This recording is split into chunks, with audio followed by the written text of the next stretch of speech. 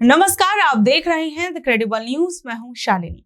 पिछले कुछ सालों से पब्लिक को सुबह शाम बस एक ही घुट्टी पिलाई जा रही है कि भैया हमारा धर्म खतरे में है, उठो और इसे बचाओ। अब जरा गौर से देखिए, धर्म को बचाने का ये जो वीवीआईपी ठेका जिन लोगों ने ले रखा है, उन्होंने खुद धर्म का क्या हाल बना दिया। पहले राम मंदिर के नाम पर सालों साल ऐसी राजनीति चमकाई गई कि सरकारें बनी और गिर गई। जब मंदिर बना तो वहां भी मलाई काटने में कुछ लोगों ने कमी नहीं छोड़ी और अब तो हद ही पार हो गई है। चुनाव में वोट बटोरने के लिए नेताओं की रैलियों में भगवान का रूप धरे कलाकारों के हाथों में बीजेपी का झंडा थमाकर उन्हें सड़कों पर नचाया जा रहा है। बीजेपी के नेता नितिन नबीन की एक रैली के अंदर हनुमान जी बीजेपी का झंडा लेकर नाचते हुए नजर आए। मतलब इनके लिए भगवान भी चुनावी पोस्टर बन गया। यानी आप समझ सकते हैं कि पिछले कुछ सालों में धर्म के नाम पर खूब सियासत की गई, जमकर राजनीति की गई। और अब बात करते हैं धर्म के नाम पर गाय को मुद्दा बनाने वाले लोगों की। गौ माता को लेकर भी पिछले कुछ सालों में एक बड़ा मुद्दा बनाया गया। गौ रक्षा को एक बड़ा आंदोलन की तरह बनाने की कोशिश की गई, लेकिन अब गायों को लेकर एक ऐसी खबर सामने आई है दैनिक भास्कर की एक इन्वेस्टिगेटिव रिपोर्ट के अंदर, जिसे सुनकर आप लोग भी चौंक जाएंगे। दरअसल राजस्थान के भरतपुर और डीग जिलों में ये देखने को मिला कि जिन गायों को गौमाता कहकर लोग पूजते हैं और जिनकी रक्षा के नाम पर आए दिन सड़कों पर हुड़दंग काटा जाता है, उन्हीं बेजुबानों के नाम पर सरकारी खजाने से 20 करोड़ 66 लाख रुपए का चारा घोटाला कर दिया गया है, जिसे अब कुछ लोग चारा घोटाला 2.0 के नाम से भी जान रहे हैं। यहाँ धर्म के नाम पर धंधा करने वालों का खेल देखिए। जो गाय मर चुकी थी उन्हें कागजों पर जिंदा दिखाकर उनके नाम पर पैसा डकारा गया। हजारों ऐसे फर्जी और डुप्लीकेट कान के टैग लगा दिए गए जो सरकारी रिकॉर्ड में थे ही नहीं। एक ही गाय के टैग नंबर को बार बार दिखाकर चारे और रखरखाव का बजट अपनी जेब में डाला गया और सिर्फ श्री ब्रज कामत सुरभिवन शोध संस्थान नाम की एक गौशाला ने अकेले 13 करोड़ 77 लाख रुपए का फर्जीवाड़ा कर दिया। सोचिए, गाय के नाम पर आए दिन तमाशा करने वाले लोगों को शायद अब ये खबर नहीं दिखी होगी। अब शायद उनका गौ प्रेम कहीं खो गया होगा, किसी कोने में छिपकर बैठ गया होगा। मतलब एक तरीके से साफ है कि इनके लिए ना राम प्यारे हैं ना गाय प्यारी है, इन्हें तो बस धर्म की आड़ में सरकारी माल उड़ाने की बीमारी है। राम मंदिर के अंदर जो चंदा चोरी हुई वो उसका पूरा तमाशा हर कोई देख रहा है कि किस तरीके से करोड़ों भक्तों की भक्ति के साथ खिलवाड़ किया गया। और वहीं दूसरी ओर पिछले कुछ सालों में लगातार गाय के नाम पर हमने देखा कि कितनी मॉब लिंचिंग की खबरें सामने आई। गाय को लेकर एक नैरेटिव बनाने की ये तक कोशिश की गई कि देखिए भैया, गाय को एक समुदाय बिल्कुल पसंद नहीं करता, हम चाहते हैं कि गाय को, गौ माता को राष्ट्र माता का दर्जा दे दिया जाए, लेकिन जो है एक समुदाय इसके खिलाफ है। ऐसे में एक खास नैरेटिव जो है वो तैयार करने की कोशिश की गई, लेकिन ये नैरेटिव धाराशाही हो गया जब खुद हमने देखा कि किस तरीके से जहां एक तरफ हिंदू समाज के लोग गौ माता को राष्ट्रमाता बनाने की बात कर रहे थे, तो बहुत से मुस्लिम संगठन, बहुत से मुस्लिम लोग जो थे वो खुद सड़कों पर उतर आए और उन्होंने कहा कि ठीक है भैया, अगर आप चाहते हैं कि गाय को राष्ट्रमाता बना दिया जाए तो हम इसके पक्ष में हैं। हम खुद कहते हैं कि गायों की हत्या बंद होनी चाहिए और गाय को राष्ट्रमाता का दर्जा दे देना चाहिए। यानी आप समझ सकते हैं कि जो नैरेटिव खड़ा करने की कोशिश की गई थी वो एक तरीके से धाराशाही हो गया।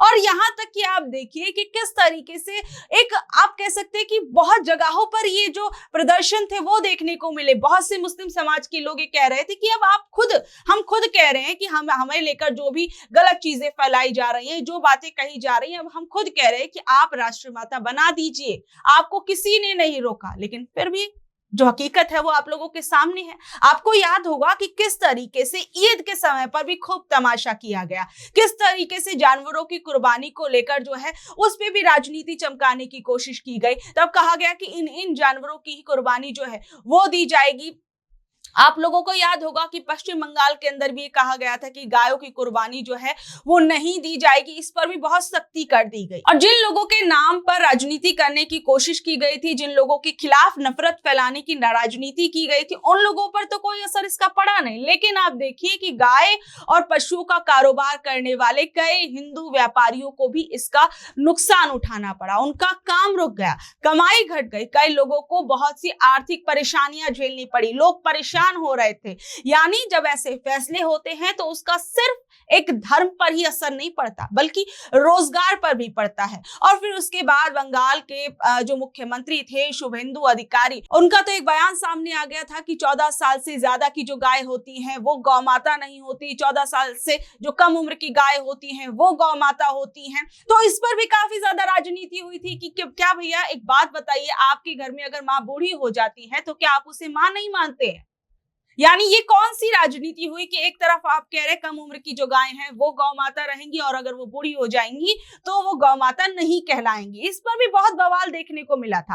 अब आप सोचिए कि गायों को लेकर हमारे देश के अंदर क्या राजनीति की जा रही है। हम आए दिन देखते रहते हैं कि ऐसी बहुत सी खबरें सामने आती हैं जहां पर जो दूसरे जानवरों का मीट वगैरह जो होता है उसके बड़े बड़े ट्रक्स को रोक दिया जाता है, जिस पर कई लोग आकर ये आरोप लगा देते हैं कि भैया इसमें जो है गौ मांस ले जाया जा रहा था, ये है वो है, उसमें पूरा तमाशा किया जाता है। और जब हकीकत निकलकर सामने आती है तो बहुत से ऐसे झूठ जो है एकदम धाराशाही हो जाते हैं। अभी हाल फिलहाल में मैंने आपको एक खबर भी बताई थी कि कैसे एक यूपी के घर के अंदर 3 मुस्लिम महिलाओं को गिरफ्तार कर लिया गया था सिर्फ शक के आधार पर कि वो लोग गाय का मांस पका रही थी। और पुलिस जो है वो उन महिलाओं के किचन में ताका झांकी करने के लिए पहुंची हुई थी और पुलिस ने बिना किसी रिपोर्ट के आधार पर यह कह दिया कि ये तीनों महिलाएं जो थी वो गौमांस पका रही थी, जबकि कोई साइंटिफिक रिपोर्ट उस वक्त तक आई नहीं थी और पुलिस ने उन 3 महिलाओं को गिरफ्तार करके जेल में डाल दिया था। सबसे बड़ा सवाल यही है कि अगर गाय को सच में गौमाता माना जाता है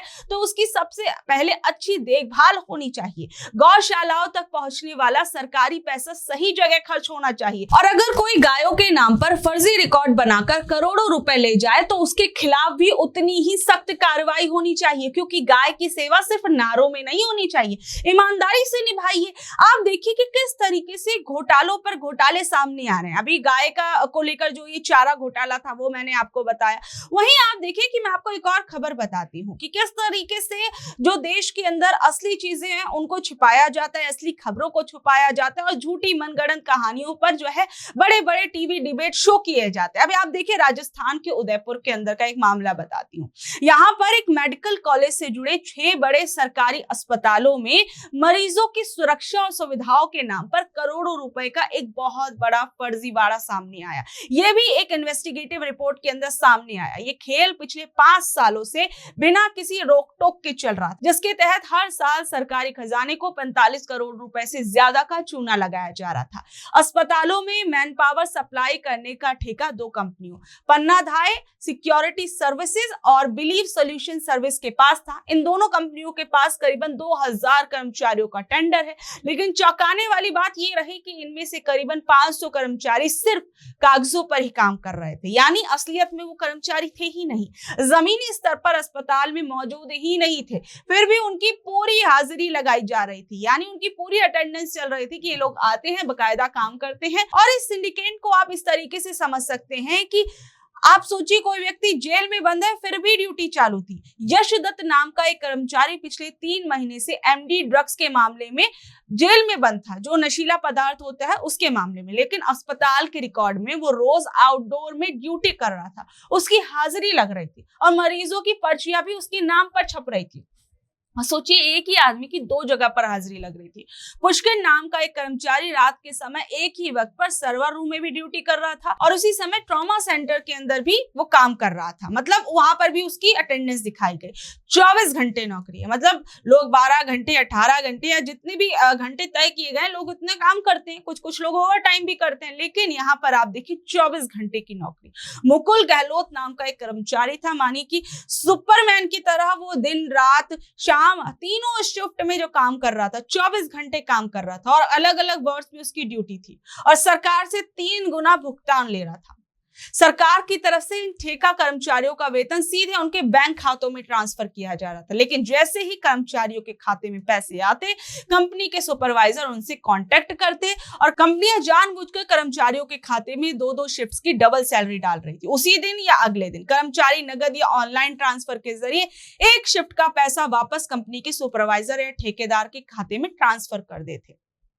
अब सोचिए, इस महाघोटाले के उजागर होने पर मेडिकल कॉलेज के प्रिंसिपल डॉक्टर राहुल जैन ने अपना पल्ला झाड़ा और कहा कि भुगतान करने और उसकी इन्वेस्टिगेशन करने की असली जिम्मेदारी अस्पताल के अधीक्षकों की थी, यानी वहां के जो सुप्रिंटेंडेंट्स थे उनकी थी। फिलहाल मामला सामने आने के बाद कॉलेज प्रशासन इस पूरे सिंडिकेट और फर्जीवाड़े की जांच करा रहा है। अब जांच के अंदर कितने दोषी पकड़े जाते हैं, कितनों को सजा होती है, ये मेन देखने वाली बात होगी। बहरहाल इन खबरों पर आप लोग क्या कुछ कहते हैं और सोचते हैं, नीचे कमेंट बॉक्स में अपनी राय जरूर बताइएगा और ऐसी अपडेट से जुड़े रहने के लिए देखते रहिए द क्रेडिबल न्यूज। मैं हूं शालिनी। धन्यवाद।